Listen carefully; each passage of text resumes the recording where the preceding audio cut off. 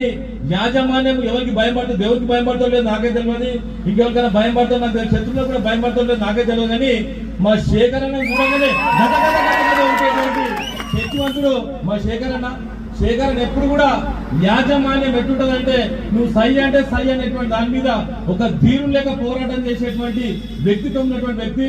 దేన్ని కూడా ప్రలోభాలకు లొంగడు.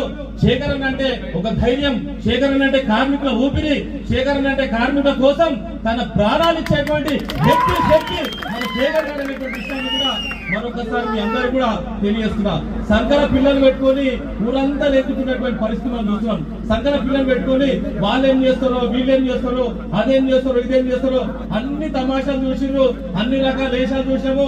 ఆ వేషాలకు ఏమైపోయినామంటే ఎవరు బలైపోయారంటే టైర్ లోపల ట్యూబ్ ఉంటది కదా, ట్యూబ్ కు పొక్క కొట్టి ఏమైతుంది తుస్సిన గాలి పడిపోయిన పరిస్థితి వచ్చింది. కనుక దయచేసి ఈ రోజు మీరు తీసుకునేటువంటి నిర్ణయమే మీ భవిష్యత్తు మీరు ఆలోచన చేసుకోవాలని చెప్పేసి కూడా మీకు అందరూ కూడా మీరు మనస్ఫూర్తిగా తెలియజేస్తున్నా. ఎందుకంటే మీ పిల్లలు ఈరోజు స్కూల్ పోవాలంటే ఏ రకమైనటువంటి ఫీజు ఉన్నాయి, హాస్పిటల్ పోవాలంటే ఏ రకంగా ఉన్నది, ఉప్పు గాని సబ్బు గాని పప్పు గాని మనం వేసుకునేటువంటి బట్టలు, మనం వేసుకునేటువంటి చెప్పులు, మనం చేసుకునేటువంటి ప్రతిదీ కూడా రేట్లు పెరుగుతున్నాయి తప్ప కానీ ఎంఆర్ఎఫ్ అనేటువంటిది టైర్ రేటు పెరుగుతుంది కానీ మీ యొక్క జీవితం రేటు పెరుగుతుంది అంటే దానికి కారణం ఈ యూనియన్ తీసుకునేటువంటి అనాలోచిత నిర్ణయ కారణం అనేటువంటి విషయాన్ని కూడా మీకు అందరూ కూడా హృదయపూర్వకంగా తెలియజేస్తున్న విషయాన్ని కూడా మరొకసారి తెలియజేస్తున్నాం.